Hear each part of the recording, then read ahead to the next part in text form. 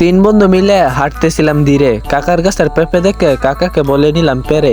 ওই পেঁপে দিয়ে ভর্তা খেলাম পেট ভরে।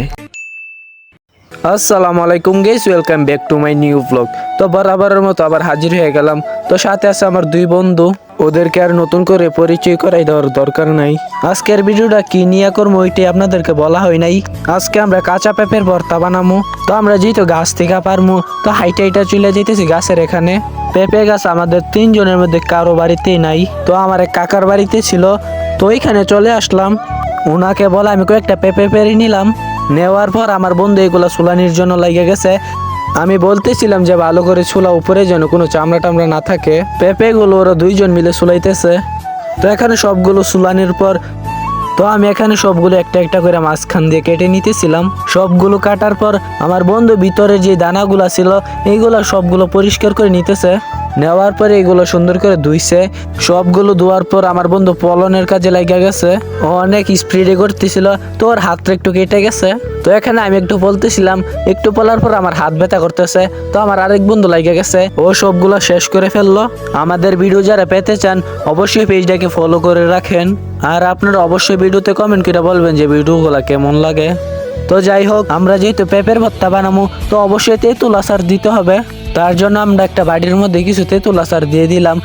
এক এক করে আমরা অনেক জাতের আচারই আনছি দোকান থেকে কিনা। এক এক করে আমরা সবগুলো দিতেছি। তারপর একটু সরিষা বাটা দিয়ে দিলাম যেন ভর্তাটা টেস্ট হয়। তো এক এক করে প্রায় অনেক জাতের মশলা দিছে, লবণ দিছে, চিনি দিছে।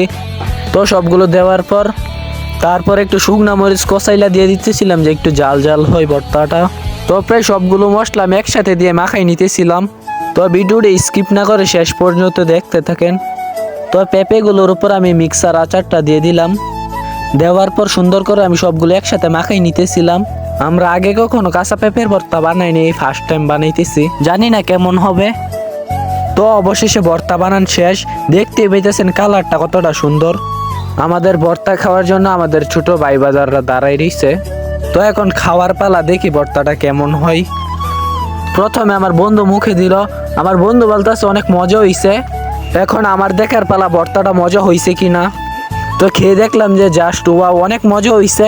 তো চাইলে আপনারাও বানিয়ে খেতে পারেন আপনাদের বাসায়। আসলে ভর্তাটা অনেক মজা হইছে। তো আমার বন্ধু বলতেছে যে অনেক মজা হইছে, আরেকদিন বানিয়ে আমরা সবাই মিলে খামু।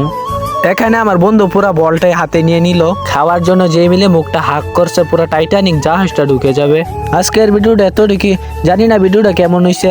যদি ভালো লেগে থাকে তো অবশ্যই পেজটাকে ফলো করে দেন। আপনারা যদি আমাদেরকে একটু সাপোর্ট করেন তাহলে আমরা ভিডিও করতে উৎসাহ পাই।